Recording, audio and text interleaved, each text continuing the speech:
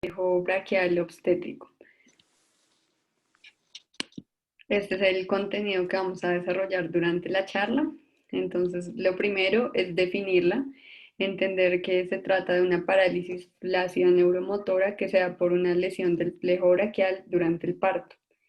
Históricamente, como vemos en esta imagen, desde 1496, pues y antes se ha visto pues esta lesión. Sin embargo, fue hasta 1764 que se hizo la primera descripción y como tal, ya para acuñar el término parálisis obstétrica, fue hasta 1872 y fue Duchenne quien la acuñó.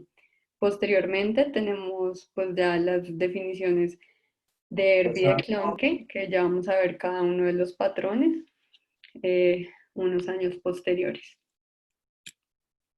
Con respecto a la epidemiología, es una entidad relativamente rara, más o menos de 0.4 por cada 1000 nacidos vivos, y pues algo que tenemos que tener muy presente son los factores de riesgo. Dentro de los factores de riesgo vamos a tener factores maternos, como lo son la diabetes y la obesidad, y factores fetales, como lo son la macrosomía, un parto podálico, pero dentro de lo más importante es la distocia de hombros, que pues es algo que no se puede predecir, es algo que ocurre en el momento del parto y ahí sí pues lo más importante es aprender las maniobras para poder manejar estas situaciones y poder tener el parto normal. Hasta en un 4% de los casos es bilateral. Pues aquí tenemos el resto de los factores de riesgo, pero pues si nos fijamos el de la distocia de hombros es el que tiene un riesgo muchísimo mayor. Es importante, y sobre todo lo mencionan en términos legales, tener en cuenta que no siempre se genera por una mala práctica, pues por una atracción inadecuada en el momento del parto, sino que tenemos que tener en cuenta otros diagnósticos diferenciales, como la pseudoparálisis por fractura de clavícula o incluso fractura del húmero, aplasia congénita de las raíces, causas virales, parálisis cerebral, que es muy diferente por el tono espástico, con causas por compresión intrauterina como en úteros bicórneos o la presencia de bandas amnióticas. Es muy importante, pues, sobre todo para fines legales cuando se estudian estos casos. Con respecto a la anatomía, entonces tenemos que repasar qué es un nervio espinal. Entonces, el nervio espinal como tal, pues proviene de la médula, va a estar compuesto por una raíz ventral, una raíz dorsal, en donde pues está el ganglio de la raíz dorsal, y la unión de estas va a formar el nervio espinal, que luego va a dar sus ramas ventrales y sus ramas dorsales.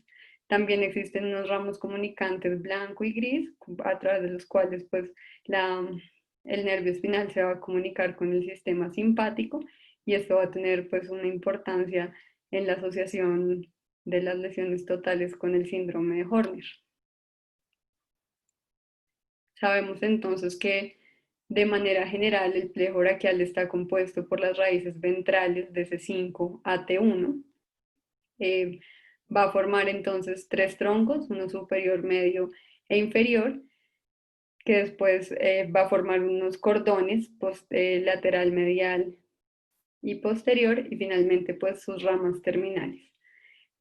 Dentro de las variantes anatómicas es importante que tengamos en cuenta que a veces tenemos anatomías prefijadas, en donde pues hay también intervención de la raíz ventral de C4 y ramas posfijadas, variantes anatómicas posfijadas que son mucho menos frecuentes, en donde vamos a tener la raíz de T2. Y pues lo importante de esto es que sepamos reconocer la anatomía funcional y saber pues más o menos a nivel motor, sensitivo o de reflejos, pues dónde va a estar implicada cada una de estas ramas. Ya vamos a ver mejor pues en el examen físico que vamos a evaluar específicamente en estos niños recién nacidos. Entonces, ahora vamos a ver cómo podemos clasificar esta patología. Entonces, según su localización anatómica, la podemos clasificar como alta, que va a ser la más frecuente de todas, que se puede subdividir en C5 o C6, que es la clásica de ERP, C5, C6 y C7, que es la que se conoce como herb extendida, global, que es cuando compromete todas las ramas del plejo, y baja cuando compromete únicamente C8 y T1, pero esta es extremadamente rara, se cree más o menos que un 2% de los casos. Y otra clasificación muy importante en la lesión del plejo braquial es según el mecanismo de trauma. Entonces, según el mecanismo de trauma, podemos tener una avulsión directamente desde la médula, un estiramiento o una ruptura. Y a partir de eso, pues tenemos pues, una como subclasificación de la lesión neurológica. La avulsión necesariamente siempre va a ser pues una lesión preganglionar, que pues es un desprendimiento de la médula espinal. Tenemos la neuropnesis, que es una ruptura completa de la raíz. Ya les voy a mostrar bien pues la clasificación de Sedon y Sunderland para que lo entendamos mejor. La axonopnesis, en la cual sí hay ruptura nerviosa, pero solo de algunos axones, de modo que pues, puede haber mayor probabilidad de recuperación. Y la neuroapraxia, en donde hay pues como el estiramiento de la raíz sin pérdida de continuidad de la misma. Paula, Señora. devuélvete un segundo. No, ahí ya estás. ¿Cómo correlacionas esta clasificación con la que dijiste anteriormente del tipo de lesión, que puede ser tracción, ruptura o avulsión? ¿Cómo las correlacionas una con la otra?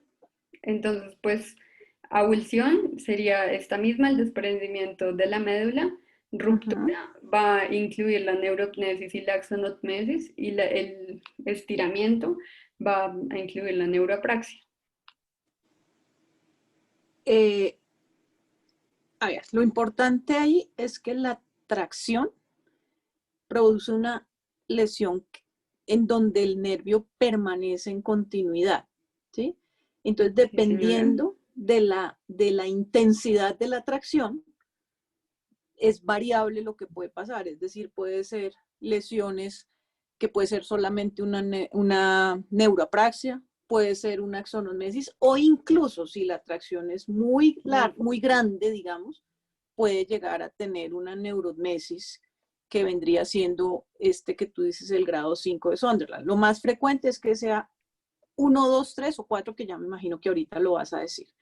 Sí, La señora. ruptura, bueno, una cosa que es importante que tengas en cuenta es que en las tracciones ahí es cuando uno puede encontrar que eventualmente recuperan solos, ¿sí? Cuando hay avulsiones, la mayoría no No recuperan porque son recuperan. lesiones preganglionares, y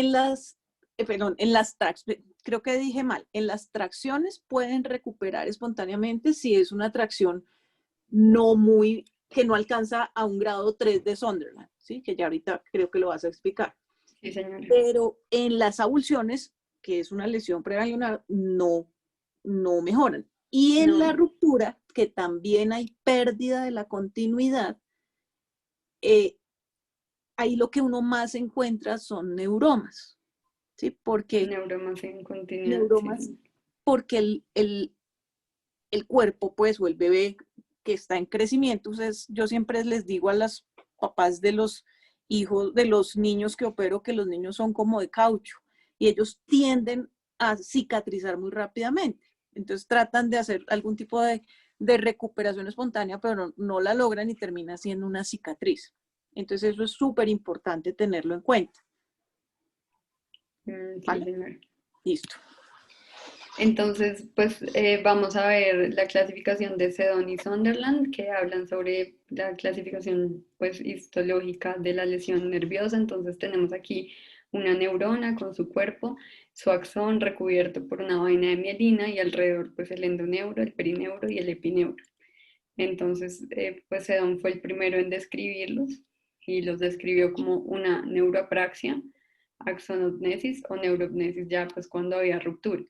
Y Sunderland pues luego las clasificó en diferentes grados dependiendo de qué era lo que se estaba perdiendo.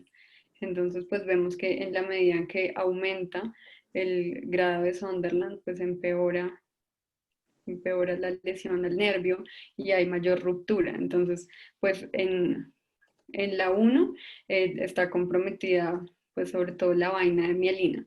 En la 2, 3 y 4 pues ya van a estar comprometidos el endoneuro y el perineuro, y pues en la 5 ya está comprometido hasta el epineuro.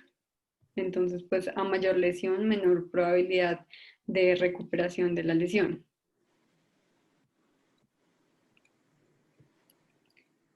Y después esta es la clasificación histológica. Posteriormente, pues tenemos el examen físico, que tenemos que hacerlo de manera simple, en un orden sistemático, y es muy importante tener en cuenta que de las observaciones que hagamos de nuestro examen físico, tiene que salir el diagnóstico y en cierta forma definir el tratamiento. Eh, es difícil examinar a niños tan pequeños, por lo que vamos a ayudarnos con la observación detallada, la estimulación táctil. También describen que con la estimulación de ruidos para ver pues la respuesta de los niños, y la utilización de reflejos primitivos, especialmente el reflejo del moro. Entonces, digamos, en esta imagen pues vemos un niño, un recién nacido, que lo primero que nos llama la atención es su peso, un niño macrosómico, y pues la posición en la que está su miembro superior. Empezamos entonces con la inspección, y no solo tenemos que mirar el brazo, sino que también tenemos que mirar, por ejemplo, la cara, por lo que decíamos de la asociación del síndrome de Horner, que sea pues cuando hay una disrupción también a nivel de la cadena simpática, que va a dar pues toda la inervación simpática oculomotora. Entonces pues este síndrome que es como este niño esta niña que vemos acá. Vamos a mirar la posición del miembro superior. Paula, Señora, perdón, el Horner indica lesión de qué raíces. de C8 y T1, de las más bajas, doctora. Sí, señora, por lo que decías de la cadena simpática. Sí, señora, porque ahí está el ganglio estrellado, más o menos a nivel del ápex del pulmón. Sí, señora. Tenemos que ver entonces el contorno muscular, y pues mencionaban pues que un músculo atrófico, por ejemplo un hombro atrófico, un deltoides atrófico, va a hablar de lesiones más graves tipo avulsión versus neuropraxia, atrofia, y mirar el movimiento espontáneo de la extremidad. Eso es importante, lo de la atrofia, pero cuando el bebé no es, ya está más grandecito. Es decir, cuando generalmente a uno lo llaman, sobre todo en la fundación, cuando el bebé recién nace, ¿sí? Y cuando el bebé está recién nacido, habitualmente no tiene todavía atrofia. Muy rápidamente la desarrolla, pero si está muy recién nacido, generalmente no alcanza uno a encontrar atrofia, sino más la posición de la extremidad. Sí, señora. Ya cuando son más grandecitos, pues obviamente uno sí ve todos esos otros signos. Describen entonces que, digamos, una forma fácil de orientarnos es encontrando, pues evaluando cada una de estas 5 áreas por separado. Entonces el hombro, en donde vamos a mirar sobre todo el nervio axilar; el codo, en donde vamos a mirar el músculo cutáneo; la muñeca, que nos habla del nervio radial; los dedos, que nos hablan del nervio mediano; y el pulgar, que nos habla del cubital. Entonces, es importante que, pues más o menos en todas estas 5 áreas vamos a mirar flexión y extensión, pero el hombro es pues una zona más compleja que tiene otro tipo de movimientos. Entonces, por eso existe, perdón, paso una vez a esta escala, que es la escala de Mallet, en donde pues se utilizan otros parámetros diferentes para ver los diferentes arcos de movilidad del hombro. Entonces, por ejemplo, evalúa la posibilidad de llevarse la mano a la boca, que también se conoce en algunas partes como el test de la galleta. Y pues lo que vi en tratamiento es que hay muchos cirujanos que utilizan estos criterios como criterios quirúrgicos. Y la flexión, pues la fuerza muscular no la podemos medir. Hay otro signo para mirar la flexión del codo, que es el signo de la toalla. Se supone que uno con el paciente, con el bebé, pues acostado en decúbito supino, le pone una toalla en la cara, y él normalmente ¿qué haría un bebé? Es coger y tratar de quitarse la toalla de la cara. Y normalmente lo hacen pues con una mano y no, digamos, si son normales generalmente lo hacen con las dos, pero si está normal generalmente logran hacer una sola. O sea, Mm, mueven solamente la no afectada. porque sí, señora, lo que vi de este mallet, pues es que es para niños más grandes y ayuda Es pues los posible, sí. Pues que ya según reciben galleta. que ya, que ya reciben galletas, sí, señora. Y también tener en cuenta que pues no vamos a utilizar la clasificación de fuerza muscular que usamos habitualmente y existen muchas, pues se han descrito muchas escalas, dentro de las que más han sido validadas por su poca diferencia inter e intraobservador son esta, la de Active Movement Scale y la de Toronto. Entonces nos hablan pues como el porcentaje del movimiento normal, la presencia de contracción o no contracción con o sin gravedad, y pues en general son muy parecidas, pero son las que más se utilizan también en los estudios. Entonces, dependiendo del compromiso pues, del patrón de lesión, vamos a ver cosas características. Entonces, por ejemplo, si la lesión es a nivel de C5 y T1, vamos a tener un patrón de mala hombro y buena mano. Entonces, lo que vamos a ver es un niño que su brazo está constantemente en aducción y rotación externa, sin lograr, pues al estimular lo que haga abducción o rotación Interna. externa, perdón, Rotación interna está en del hombro. rotación interna. Y Uh-huh. O sea, cuando no rota uno, externo. cuando uno lo estimula, no rota externo ni abduce. El codo está en extensión total y esto pues va a ser importante para diferenciarlo del patrón extendido, como ya vamos a ver, y va a tener una buena mano. En general, digamos, la función de la muñeca y los dedos va a ser normal. Ahora bien, si el compromiso ya incluye C7, es decir, este es el patrón de herb extendido, que es el que conocemos clásicamente como el de propina de mesero, vamos a tener pues la misma posición del brazo en rotación interna y en aducción, pero ya como vamos a perder el tríceps fuerte, vamos a tener un poco de formación de pliegue, de flexión del codo, pues tampoco va a ser un codo súper flexionado porque tampoco tenemos bíceps, pero no va a estar totalmente extendido. Y ya no vamos a tener una mano con extensión normal, sino que va a tener una flexión exagerada, porque se pierde pues esa función extensora de la muñeca. Ahora bien, cuando tenemos un patrón completo, lo que vamos a tener es una parálisis flácida de toda la extremidad. Lo describen como pues una extremidad colgante y cuando tiene la lesión que hablábamos de la cadena simpática se va a asociar al síndrome de Horner, que es miosis, tosis y anhidrosis. Entonces es muy importante que miremos todo en estos pacientes. Y este es el patrón de Klomke, que pues decíamos que es muy raro, menos del 2%, pero pues en este vamos a tener un patrón de malla mano con algo de hombro. Y lo típico es tener una mano en garra. Entonces, pues decíamos que el examen físico va a ser lo más importante, o sea, a partir de esto nosotros ya tendríamos que tener por lo menos una idea de qué esperamos encontrar lesionado y tener una idea de cómo va a ser el manejo de este paciente. Sin embargo, pues existen, como en todo, estudios adicionales, dentro de los que, bueno, tenemos la radiografía, en primer lugar, radiografía de la cintura escapular, para descartar lesiones óseas asociadas como una fractura de clavícula o de húmero proximal, o incluso fracturas costales, y también es muy importante siempre tener una radiografía de tórax, porque como hablábamos de los plejos prefijados que ocurren hasta en un 22% de los casos, puede que haya una lesión a nivel de C4 y eso implica un compromiso pues, del nervio frénico, y puede haber una hemiparálisis diafragmática, que lo veríamos pues, en la radiografía de tórax con un colapso del pulmón de ese mismo lado. Existen pues otros métodos diagnósticos. La tomografía se hace una mielografía por tomografía, que se dice que es el patrón de oro para avulsión.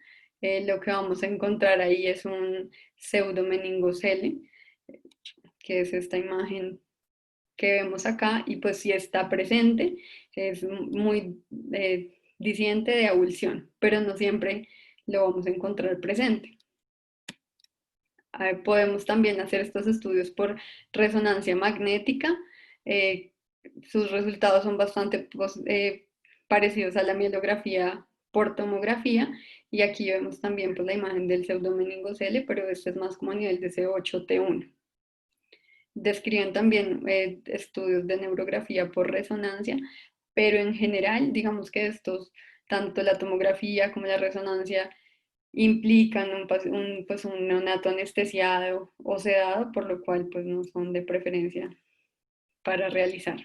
Neonato o niño siempre anestesiado, a los niños no los sedan, es muy raro que los seden, generalmente les dan anestesia general. Sí, señora, pues decían que la resonancia podía hacerse con sedación, pero pues, o sea, yo creo que ningún anestesiólogo. Es que lo que ellos dicen es que los niños son, mucho que hay niños que responden, puede ser como una respuesta paradójica a la sedación y a veces se ponen más necios, digamos, o ¿cómo se llamará eso? Se hacen como una hiperexcitabilidad, entonces por eso les ponen Agita. anestesia general casi siempre. Pero pues Sí, sí, sí, siempre señora. dicen, Sí, hablan de sedación. tenemos también entonces los estudios tipo electromiografía y neuroconducción. Entonces, lo que vemos en esto es que sí tenemos pues una conducción sensitiva en ausencia de conducción nerviosa. Esto de por sí sería un diagnóstico de avulsión. O ausencia de reinervación en 3 meses sugiere también avulsión, pero pues vemos que pues no vamos a esperar 3 meses haciéndole estos estudios antes de tomar una conducta.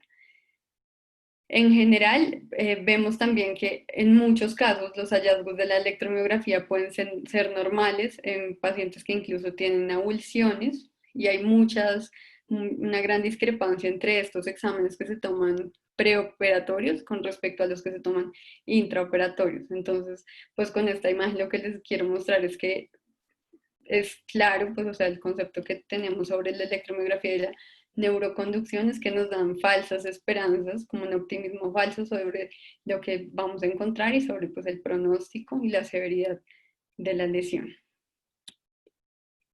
Y en este estudio en el que comparaban la sensibilidad y la especificidad de, de los estudios de electrodiagnóstico y las imágenes, pues en general vemos sensibilidades muy bajas cuando se trata de diagnosticar a nivel de troncos y, perdón, a nivel de avulsiones, y especificidades muy bajas cuando se trata de ruptura. Entonces, de manera general, no se utilizan, describen que se puede utilizar la electromiografía para hacer seguimiento de estos pacientes, pero no se utilizan en un momento inicial.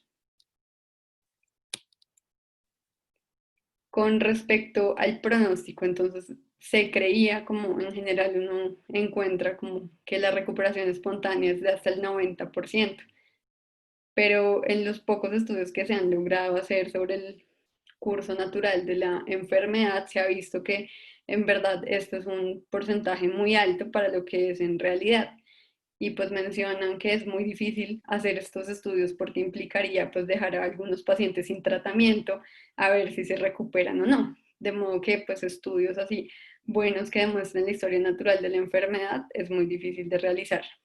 Pero pues en esta revisión sistemática del 2004 se dieron cuenta de que el déficit neurológico residual puede permanecer hasta en un 30% de los pacientes. Esta recuperación espontánea que describen hasta 90, en realidad puede ir desde 66 a 92%, lo que vemos que pues, es un rango muy amplio. Y en general, pues si ha de recuperar, recupera por lo general antes de los 2 meses de vida. Si ya el paciente tiene 5 o 6 meses sin recuperación antigravitacional de la fuerza bicipital, se sabe que va a tener un mejor desenlace con la cirugía que esperando. y si ya está entre los 3 y 6 meses y la recuperación ha sido parcial, se sabe que la recuperación no va a ser total, sino que va a persistir con limitaciones. Lo que pues Paula, más, ¿y señora, hay alguna indicación para hacer cirugía antes de los 3 meses? sí señora, ¿Cuál? la isquemia de la extremidad por compromiso vascular. No, pero no, pero en No solo tan plejo, o crítico. sea, sí, sí, no, Ah, solo no, plejo. es que literal decía una indicación. Estamos hablando de plejo obstétrico, no se me cambie de lado. No, pues, o sea, de verdad, eso lo leí, decía que sí tenía asociada como una isquemia, o sea, que aparte de la lesión del No, yo plejo sé, tuvieron una lesión sí, muscular. porque pues digamos que fuera un trauma severo durante el parto, por decir algo. Pero cuando Exacto, sí, ya, señora. digamos que el niño nació bien, ¿cierto? O sea, no tiene isquemia, no tiene nada. Hay pacientes que sí podrían pensarse en operar antes de los 3 meses, que Los son los de pacientes que lesión tienen total, lesiones completas con Horner, con porque Horner. cuando hay Horner, eso indica que hay una lesión por abulsión y que no va a recuperar. Entonces, Sí, esos señora. pacientes sí se pueden, aunque las posibilidades quirúrgicas no es que sean muchas, para esos pacientes sí Ujú. son, digamos, es el único grupito de las obstétricas que se operan antes de los 3 meses. ¿Sí? Digamos que se supone, lo que tú dices, todo esto que estás diciendo es cierto, se supone que antes de los 2 meses, de hecho, que a los 2 meses de nacido ya sabe uno qué tanto van a recuperar. Es decir, si se van a recuperar, suelen empezar a recuperarse en los primeros 2 meses y lo que tú dices, que es lo de la flexión del bíceps, es decir, la flexión del codo, es como lo que más se mira. ¿Sí? Y con respecto al cuánto tiempo esperar, pues ahí sí hay muchas variedades dependiendo de a quién lea uno. De que sí, señora. Hay unos que dicen que siempre es mejor operarlos Antes de los antes de los 3. 6 meses porque el pronóstico quirúrgico, es decir, la posibilidad de que la cirugía sea, funcione y digamos sea lo que uno espera, es mayor. Hay otros que, no tengo por supuesto ahorita los nombres en mi cabeza, pero hay otros que esperan entre 4 meses hasta por ahí los 8 o 9 meses, ¿sí? Que Sí, igual se señora. supone que en ese periodo, entre los 4 y los 9 meses, se supone que no produce, es decir, que el pronóstico de recuperación a futuro después de la cirugía no es tan malo. Y lo que eh, sí es menos frecuente es que se operen casi que después del año. Cuando uno los opera para hacerles algo después del año, la probabilidad de que recuperen no es tan buena. Es decir, las posibilidades dejan de ser tan buenas en esos chiquitos. Entonces, pues lo ideal es hacerlos más o menos temprano. Ya más adelante uno lo que termina haciendo es más transferencias y más cosas, es decir, transferencias tendinosas, no tantas, por ejemplo, neurotizaciones y esas cosas que es lo que se hace tempranamente. Sí, señora. Entonces, pues en general, si la localización es global o hay lesiones por avulsión, tiene el peor pronóstico con disfunción vitalicia y pues las opciones quirúrgicas van a ser mucho menores. Existe esta clasificación de Naracas, que pues lo que habla más o menos es según estos patrones o de, pues, de lesión de los que ya hemos hablado, más o menos establece un porcentaje de recuperación espontánea. Entonces, pues lo que concluimos de esto es que pues a menor compromiso y pues en la medida que sea más alto, la recuperación va a ser mayor, mientras que lo que decíamos que a mayor compromiso, o sea, si es un compromiso global y sobre todo si se asocia a síndrome de Horner, pues los déficits van a ser severos a corto y largo plazo. Eh, con respecto al tiempo de recuperación que debemos esperar según el tipo de lesión, Sabemos que una neuroapraxia recupera más o menos en 2 o 3 meses, una axonopnesis hasta 6 meses. La neuropnesis no va a recuperar del todo o puede tener una recuperación parcial más o menos a los 6 meses, y la avulsión sí no va a recuperar en lo absoluto. Y hay pues unos indicadores que nos van a dar pronósticos de pobre recuperación. Entonces es importante tener en cuenta no solo las pues, ramas terminales del plejo, sino también, por ejemplo, otras ramas como el nervio torácico largo, que si tenemos un paciente con escápula alada, pues nos va a hablar también de mal pronóstico. Entonces, estos criterios como una lesión de un músculo paraespinal, del romboides, la escápula alada, el síndrome de Horner, la parálisis del hemidiafragma o pues, ver el pseudomeningocele en una imagen, todo esto nos va a hablar de mal pronóstico. Con respecto al tratamiento, entonces, pues lo que decía la doctora, como según el autor va a cambiar, pero en general eh, dicen que vamos a hacer una inmovilización las primeras solo 2 semanas, y es muy importante que no sea más de eso porque pueden empezar a hacer rigidez y contracturas y deformidades asociadas. Entonces, esta inmovilización de 2 semanas es simplemente para promover la recuperación de la neuropraxia en caso de tenerla y hacer un manejo del dolor. A partir de las 3 semanas vamos a empezar una rehabilitación funcional en la que queremos evitar al máximo las retracciones y mantener la movilidad articular pasiva, eh, pensando en futuros tratamientos. Y también hay que hacer estimulación táctil. Cuando la lesión es alta, el tiempo correcto es desconocido. Entonces, más o menos lo dividen como en estos 3 grupos y operarlo a los 3 meses, entre los 4 o los 6 o a los 9 meses. Entonces sabemos que en menores de 2 meses pueden tener recuperación completa, si se empiezan a recuperar en los primeros 2 meses, más o menos a los 2 años van a estar totalmente recuperados. Si se demoran más de 3 meses en empezar a recuperarse, van a tener limitación siempre de la fuerza y los arcos de movilidad. Si lleva 3 meses sin recuperación, los desenlaces son muy malos, sobre todo en la movilidad del hombro. Y esto es súper importante porque en algo de lo que leí decía como que la urgencia del plejo braquial obstétrico es mantener lo que más se pueda la movilidad del hombro. Y pues la función global del hombro empeora entre mayor tiempo de recuperación. Acuérdate que lo importante es quién lleve la mano al espacio para poder que la mano sea funcional.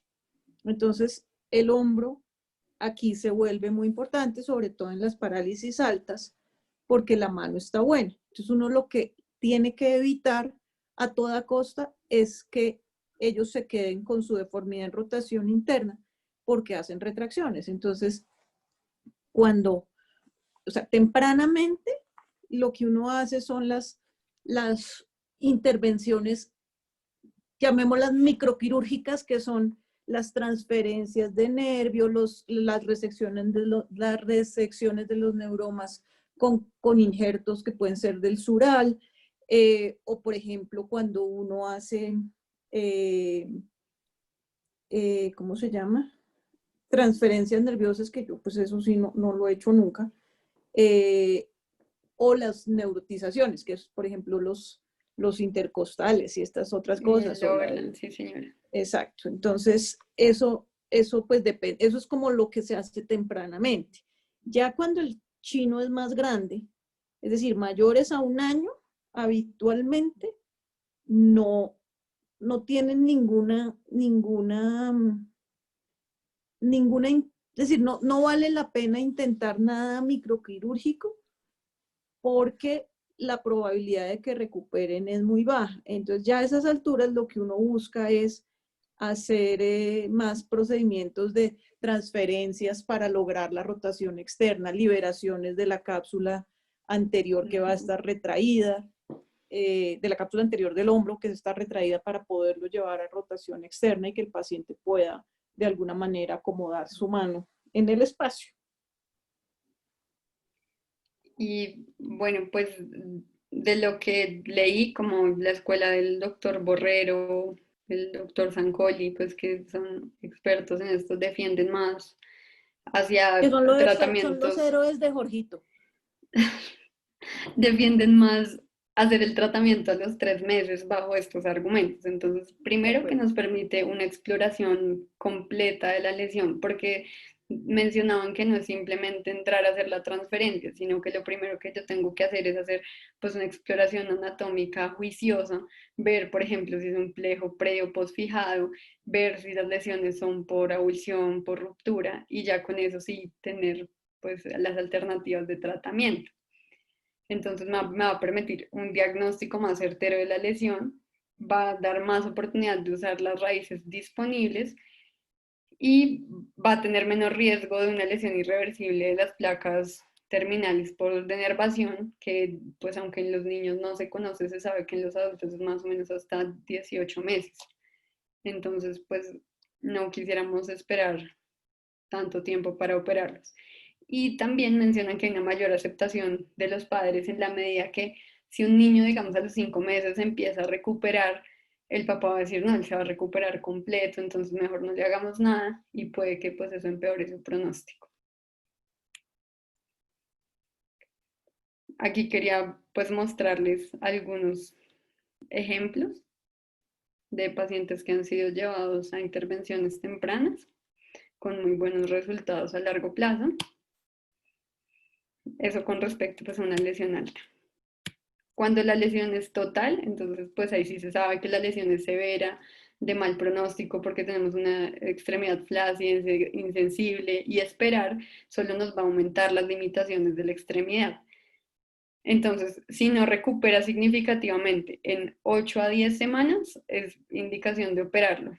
Pero pues lo que dicen es como a los 3 o 5 meses. No sé si se operan niños más chiquitos, como que a las 10 semanas operarlo.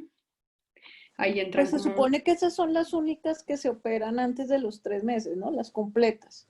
Pensando en sí hacer señora, neurotizaciones incluso del otro lado y esas cosas. Yo en eso sí, no me he hecho, yo creo que solo he visto niños recién nacidos con lesiones de plejo obstétrico y niños grandes o mayores que ya tienen, como por decir algo, secuelas, que les hicieron algún tipo de tratamiento cuando eran bebés y no recuperaron del todo, entonces ya los ve uno más tardíamente. Yo en la fundación, creo que por ahí he visto 2 o 3 plejos en 15 años de niños recién nacidos y generalmente los ve uno en la unidad y rara vez vuelven a la consulta de uno, entre otras cosas, porque, porque si no los afilian a las prepagadas desde que son fetos, digamos, a veces no los dejan ver ahí. Dios. Y ya en niños más grandecitos, yo los he visto en las jornadas esas que hago de cirugía eh, en brigadas y generalmente lo que termina uno haciendo son muchas liberaciones anteriores y transferencias arriba para lograr una mejor posición del hombro para que el paciente pueda de alguna manera mejorar su función. Además, Sí, porque señora. cuando ya son grandes y les han hecho algo tempranamente, o sea, lo que generalmente recuperan es más flexión del codo y quedan con la flexión del codo, pero con el hombro en rotación interna. Entonces, lo que hace uno es devolvérselos, digamos, por lo menos a neutro, con las transferencias y eso, para que la mano sea más funcional, por lo menos se la puedan llevar a la boca. Pero sí, esta lesión no es bonita. Y me llamó mucho la atención que hablaban de que pues cuando se hace el manejo quirúrgico, el objetivo primario va a ser reinervar la mano, porque es una diferencia grande con los adultos en que la mano casi nunca se recupera, en los niños sí. Y pues digamos tenemos esta foto de este niño que les había mostrado que tiene pues una Mm, lesión severa con un síndrome de sí, Horner y pues este es su resultado. sí, es Entonces cierto. vemos una muy buena función. Entonces, en general, pues encontré este algoritmo donde más o menos resume lo que dijimos, pero sí la parálisis total va a ser nuestra indicación de cirugía sí o sí. Y ya cuando tenemos las parálisis altas, pues el ERBO extendido, dependiendo de la recuperación y de la escuela, pues se van a operar entre los 3 a los 9 meses más o menos, pero siempre antes del año. Y recordar que el bíceps va a ser como nuestro punto de partida para evaluar la recuperación. Eh, con respecto a qué alternativas tenemos disponibles en cuanto al tratamiento quirúrgico, entonces vamos a tener en una fase inicial microcirugía y en fases más tempranas ya vamos a tener cirugías reconstructivas para la corrección de deformidades secundarias tipo transferencias tendinosas u osteotomías.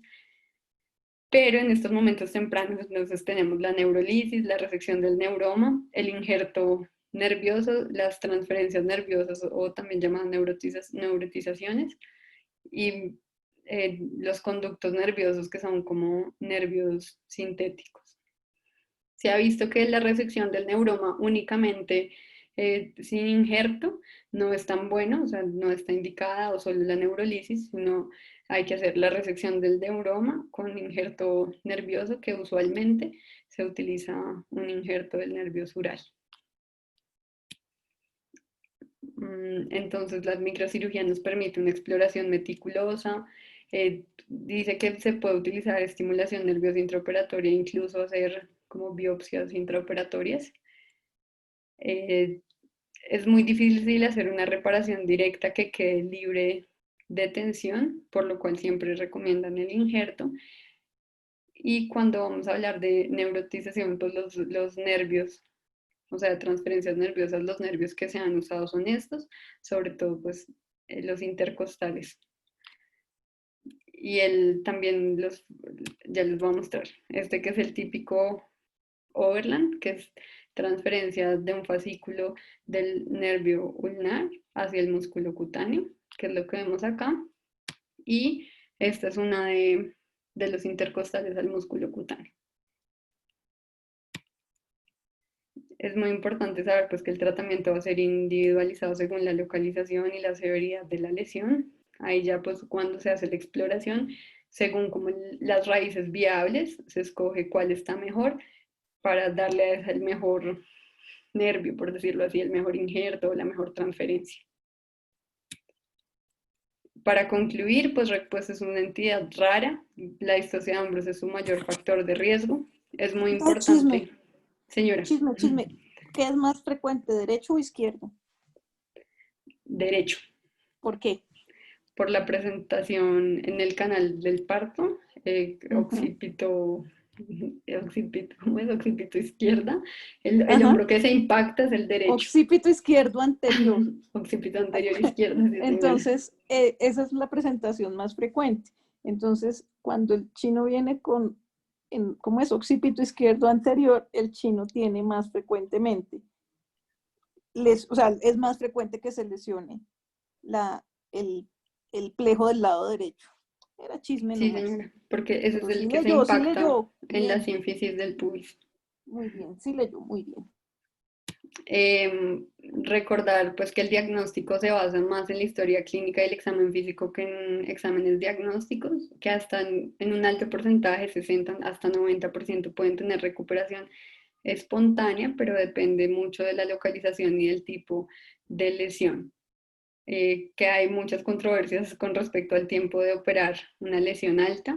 Recordar pues que tenemos opciones de microcirugía y también cirugías reconstructivas para deformidades residuales, que creo que puede ser más lo que veamos nosotros, y que el tratamiento debe ser individualizado para cada paciente.